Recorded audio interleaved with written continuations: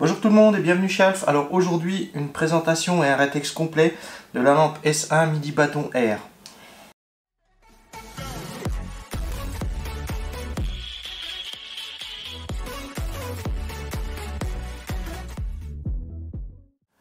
Donc j'ai acheté cette lampe là il y a maintenant un peu plus d'un an.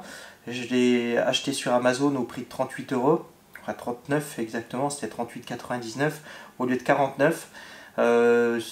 J'avais en plus, moi comme je suis en compte Prime sur Amazon, j'ai pas payé les frais de port, je l'ai eu la livraison gratuite en 2 jours.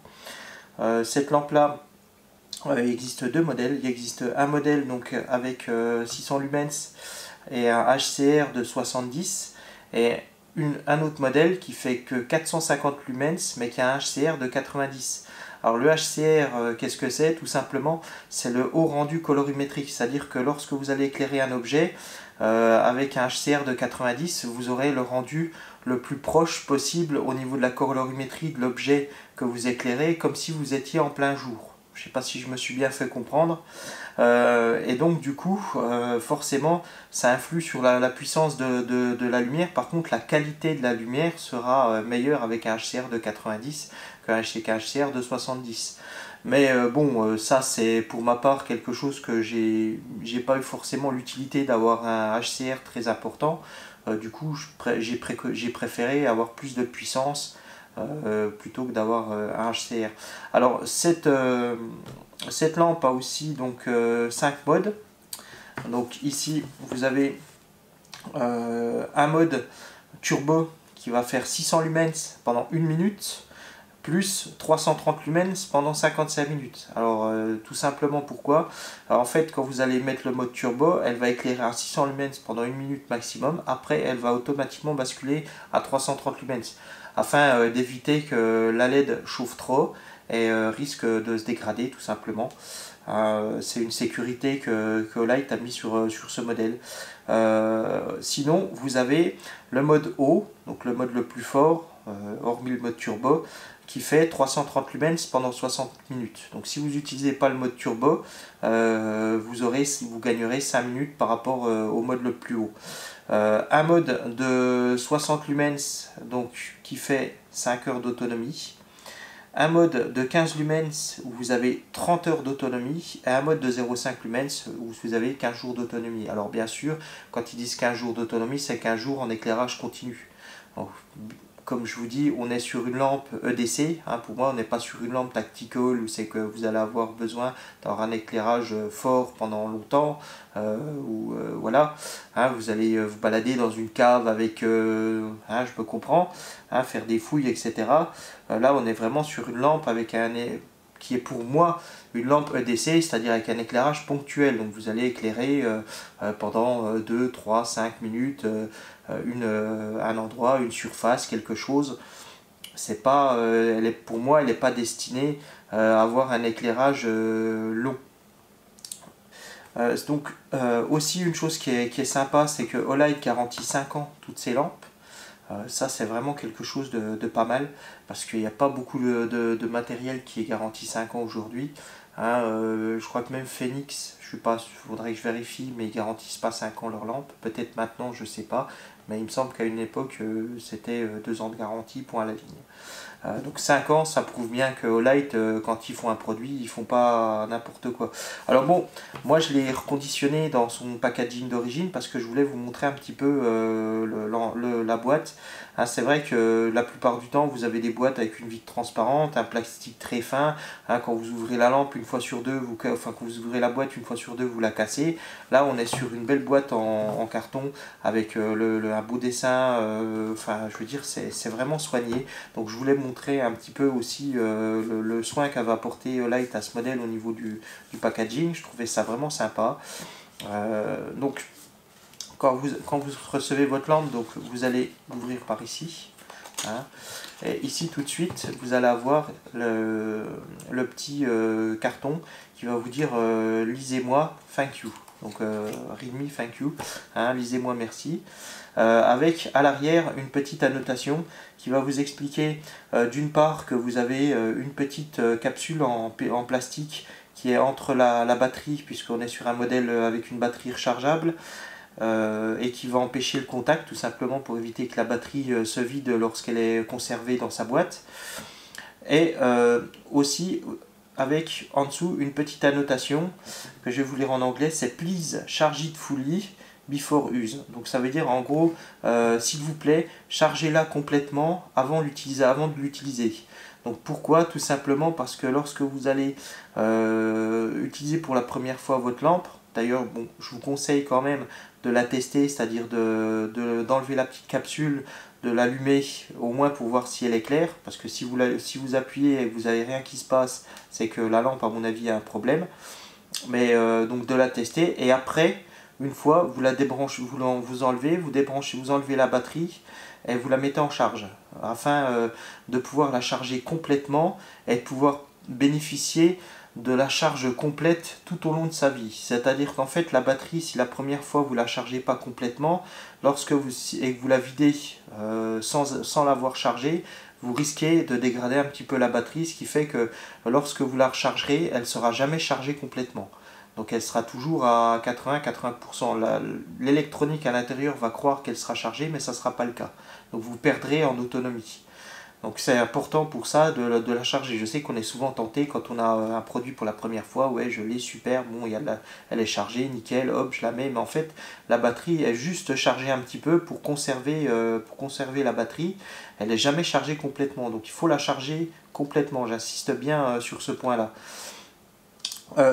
Ensuite, donc quand vous avez, une fois que vous avez eu ce petit papier, vous avez donc là la petite flèche qui va vous indiquer de la tirer. Et tout simplement, vous la tirez en la sortant comme ceci. Alors là, vous avez la lampe qui apparaît ici. Ici, vous avez toute la petite publicité et un petit manuel d'utilisation très bref de la lampe. Hein, et aussi tout ce qui est donc, câble, puisque on est sur une lampe qui se recharge en USB, câble USB, et aussi la petite dragonne qui va bien. Donc moi, je ne l'utilise pas. La dragonne, c'est quelque chose qui est vraiment pour moi un accessoire qui est inutile, enfin pour ma part inutile, après pour d'autres peut-être qu'elle le sera. Alors un petit truc quand même pourquoi je voulais montrer la dragonne, c'est parce qu'en fait elle est vraiment bien faite. Par rapport à d'autres modèles que j'ai eu, c'est une simple ficelle qui est accrochée avec voilà, un truc vraiment basique. Là on a quand même ici un petit bouton poussoir qui va vous permettre de régler le diamètre de la dragonne, hein, donc ça c'est vraiment quelque chose de pas mal. Et ici là en bout on ne voit pas très bien, je sais pas si voilà, si je me mets à la lumière peut-être qu'on le verra mieux. Vous avez une petite aiguille en ferraille, donc qui est un passe-fil en fait, qui va vous permettre de glisser cette petite partie là à l'intérieur du trou où la dragonne doit être. Alors c'est super difficile quand on met une dragonne, pour tous ceux qui en ont déjà mis, d'enfiler cette petite ficelle là à l'intérieur, parce qu'en fait il faut enfiler la ficelle et après vous passez la dragonne à l'intérieur complètement et vous refermez en faisant ce type de nœud. Et pour enfiler cette partie là en début c'est super facile. Alors le fait qu'ils aient mis cette petite aiguille là, c'est vraiment quelque chose de super pratique. Ça va vous permettre de l'enfiler sans en galérer, hein, pas dire autre chose, sans galérer pendant une heure. Voilà, donc ça c'est vraiment quelque chose pour dire que Olight se soucie vraiment du détail. Vous voyez la petite partie qu'on voit là, c'est vraiment quelque chose de sympa. Moi je trouve qu'ils vont vraiment assez loin dans le détail, quoi. Donc, comme je vous disais, il faut bien évidemment charger, donc vous l'enlevez comme ceci. Donc, elle est vraiment pas très grande, hein, pour vous faire un petit comparatif. Hein, vous voyez, donc ça c'est le modèle là. Là, ici, on est sur la Olight S10R, donc quelque chose d'à peine plus grand. Hein, et ici, une lampe que je suis en train de tester actuellement, qui est la M1T Raider. Donc voilà, c'est vraiment pour moi la lampe la plus petite que j'ai eue jusqu'à présent. Donc au niveau compacité, on est véritablement sur une lampe très compacte. De même, du coup, qu'au niveau poids, on reste sur quelque chose de très léger. Donc je vais sortir ma petite balance. Alors je ne l'ai jamais pesée, je ne sais pas combien qu'elle fait. Donc on va la tarer, millimètre, unité, on va mettre des grammes, c'est mieux, voilà. Et là, on est sur 44 grammes. Voilà, exactement. Donc on est sur 44 grammes. Alors, pour vous montrer, la S10R, elle fait 62 grammes. Donc on a 20 grammes de différence. Alors vous allez me dire, c'est pas grand chose d'avoir à peu près 20 grammes de différence. Simplement, il faut savoir une chose, c'est que moi, la lampe que j'utilise, donc quand je l'utilise généralement en mode casquette. C'est-à-dire qu'en fait, cette lampe est munie d'un double clip, hein, comme vous pouvez le voir ici. Donc vous avez un clip qui part, donc qui fait une boucle et qui revient. Donc le premier clip, il va vous servir à le glisser à la poche. Hein, vous avez un léger décrochement afin de faciliter la mise en place, si je puis dire. Donc quand vous allez glisser ça dans une poche, hein, vous allez avoir la lampe qui est ici. Et vous avez un deuxième clip donc, qui est un petit peu plus large. Et ce clip là va vous permettre de la glisser, enfin pour ma part, sur le dessus de la casquette, donc comme ceci. Alors, je vais vous montrer, voilà, donc vous la mettez comme ceci, voilà. Et là, vous avez la lampe qui est positionnée comme ceci. Alors ça n'a pas l'air de rien comme ça, mais 20 grammes de plus là-dessus, je peux dire que vous sentez quand même la différence. Ça, c'est vrai que de ce côté-là, on sent quand même la petite différence. Alors, l'autre avantage de cette lampe, enfin qui est à la fois pour moi un avantage et un inconvénient, c'est que du fait qu'elle est très compacte, le focal va être très peu large. En fait, il va être peu large. Donc, ce qui fait que quand vous allez avoir un éclairage, vous allez avoir un éclairage très large. Elle est donnée pour 100 mètres d'éclairage avec la puissance, donc en mode, que je vous dise pas de bêtises, en mode turbo. Donc avec 600 lumens, elle est donnée à 100 mètres maxi. Mais moi je l'ai déjà utilisé en mode turbo, je peux vous dire qu'on n'atteint pas les 100 mètres. On doit être à... Alors eux ils disent 74 mètres avec les 330 lumens. Moi je dirais plus qu'on est aux alentours des 50 à 60 mètres grand maxi. Après, on va dire c'est éclairé, mais ça ne va pas vous permettre de distinguer correctement les objets à une telle distance. Donc j'ai peut-être une vue qui baisse avec le temps, hein, vous allez me dire. Hein, mais pour ma part, j'ai trouvé que en mode turbo avec 600 lumens, on n'avait pas 100 mètres. Ça, pour ma part, je trouve que je ne les ai pas. Bon, je me trompe peut-être, hein, je sais pas, hein, mais pour ma part, mon rendu, c'est que je les ai pas, les 100 mètres. Mais honnêtement, 100 mètres, j'ai jamais eu besoin d'éclairer à 100 mètres avec une lampe comme ça. La plupart du temps, j'éclaire à 20, 30, 40 mètres. Je me sers du mode high, hein, qui est le mode le plus souvent que j'utilise, on va dire, voire le mode médium. Hein. Alors le mode Moonlight, je l'aime bien aussi parce qu'en fait ce mode là il va me permettre d'avoir un éclairage dans le véhicule et de ne pas déranger les autres personnes. C'est à dire que par exemple quand je dois éclairer une carte ou éclairer par terre pour chercher quelque chose, peu importe, j'utilise ce mode là dans le véhicule. Et du coup, je dérange pas ceux qui sont à côté de moi. Et aussi, je m'en prends pas plein les yeux. C'est-à-dire que je vais pas me prendre 300 lumens dans les yeux, avoir un éclairage d'un seul coup. Ça va avoir plutôt tendance à m'aveugler. Tandis qu'avec le mode Moonlight, un petit éclairage très diffus, ça va me permettre de pouvoir regarder sans trop déranger autour de moi et sans me déranger moi-même. Je pense notamment par exemple la dernière fois que je l'ai utilisé, c'était pour rentrer dans la chambre pendant qu'il y avait une personne à l'intérieur et de pouvoir chercher des objets sans pouvoir déranger la personne qui dort. Et ça c'est vraiment agréable. Alors donc au niveau de ses avantages, donc c'est une lampe qui est très petite, très compacte. Elle utilise une batterie rechargeable qui est vraiment bien foutue. D'ailleurs, c'est le deuxième point que je voulais vous montrer. L'autre point que je voulais vous montrer, c'est-à-dire qu'en fait, cette petite batterie-là, c'est une CR123R. Alors pour l'instant, j'ai vu ça que chez Olight. Donc tout simplement pourquoi? Parce que comme on peut voir, elle est munie ici d'un micro USB, donc qui est directement sur la batterie. Donc c'est-à-dire que vous allez brancher votre câble qui vient ici se fixer. Alors, il ne faut pas se tromper de sens. Voilà.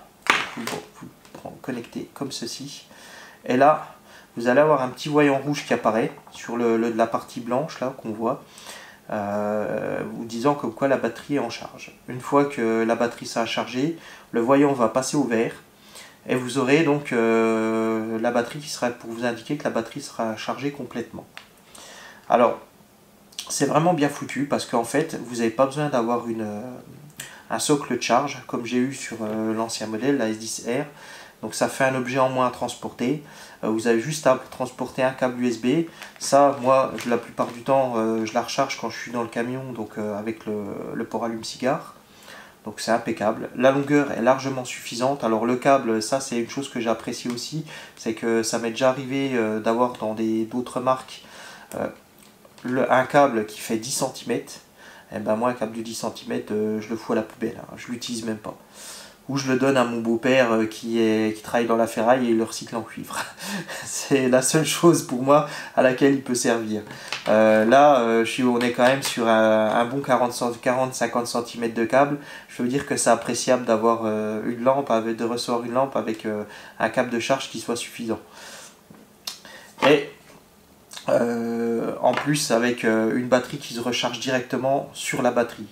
Alors les petites batteries, ça vaut, moi j'ai regardé un petit peu, là, le pack de 4 batteries, ça vaut à peu près 16 €. C'est pas très cher, ça fait 4 € la batterie. Voilà, sachant que moi je l'ai rechargé depuis que je l'ai en 1 an, j'ai dû la recharger 5 fois à peu près. Je ne l'ai pas chargé énorme. Hein. Bon, comme je vous dis, moi j'ai une utilisation EDC, en plus de mon utilisation professionnelle. Et j'aime bien changer de lampe, donc j'ai plusieurs lampes, je tourne de temps en temps, une semaine je vais prendre une semaine je vais prendre une autre. Voilà. Mais celle-ci reste quand même une de mes favorites, ça je peux pas le nier. Alors, dans les autres caractéristiques techniques, comme je vous dis, bien évidemment, comme toutes les lampes, elle est IPX8, elle résiste à une profondeur de 2 mètres pendant 30 minutes. Elle résiste aussi à une chute de 1,50 m sur un sol dur, donc voilà. Et autre avantage de cette lampe, c'est qu'elle est munie à l'arrière d'un aimant. Alors l'aimant, il est très pratique quand vous êtes sur une surface qui est suffisamment ferreuse. Par contre, dès qu'on passe sur une surface qui est un peu moins ferreuse, donc qui est plutôt à base d'aluminium que de fer, elle va avoir tendance à moins tenir. Donc vous allez me dire oui, c'est normal, mais oui et non, parce que en fait, celle-ci là que j'avais, la S10R, sur la même surface, celle-ci qui est plus lourde va tenir, et celle-ci qui est moins lourde va se casser la gueule. Donc en conclusion, l'aimant est moins puissant que sur celle-ci. Alors moi je pense que ça s'explique parce que le modèle de la S10R va avoir tendance sert aussi à la recharge. Donc c'est un socle en même temps qui vient se poser dessus. Et le socle, pour qu'il tienne bien, il fallait que l'aimant soit costaud. Donc je pense qu'ils ont mis l'accent sur l'aimant à ce niveau-là. Et là, ils ne sont pas trop souciés de la force de l'aimant. Donc ça, c'est voilà, c'est à la fois un aspect négatif de l'écran. Qu'est-ce que je dis moi, de l'aimant. Et alors l'autre petit point négatif de cette lampe, c'est que le clip n'est pas réversible. Bon, c'est pas vraiment un grand besoin étant donné que le clip est double, comme je vous l'expliquais. Donc c'est pas vraiment dérangeant. Mais par contre, le fait qu'il y ait le bouton là, hein, qui soit juste ici, du coup on peut pas pivoter comment dire, on peut pas pivoter le clip et on peut pas surtout le mettre de l'autre côté. Donc voilà, c'était un petit point que je voulais montrer. Mais ça reste quand même néanmoins une très très bonne lampe. Alors moi pour ma part, l'autre chose que je peux dire sur ce modèle là, c'est qu'on la sent dans la poche. Alors pour certains ça va pas déranger, pour d'autres ça dérangera. Moi ça me dérange moyennement, on va dire. Mais disons que quand je porte un jean qui est un peu serré, ça sent, donc là ça gêne. Mais par contre quand on met quelque chose d'assez ample, franchement c'est pas du tout un problème, quoi.